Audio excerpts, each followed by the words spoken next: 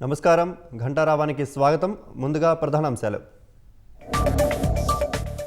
YCP హయాంలో అక్రమార్కులను వదిలిపెట్టం, నేరస్తులకు ఏపీలో చోటు లేదన్న చంద్రబాబు.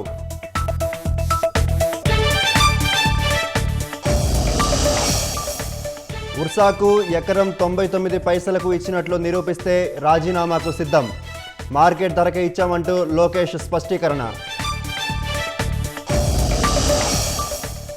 థియేటర్ల బంద్ కుట్రకు కారకులెవరో తేల్చాలన్న పవన్ కళ్యాణ్, బాధ్యులెవరైనా చర్యలు తీసుకోవాలని దుర్గేష్కు ఆదేశం. వైసీపీ నేత ఆళ్ల రామకృష్ణారెడ్డిపై కేసు నమోదు, టీడీపీ ఆఫీస్పై దాడి కేసులో పోలీసుల చర్యలు.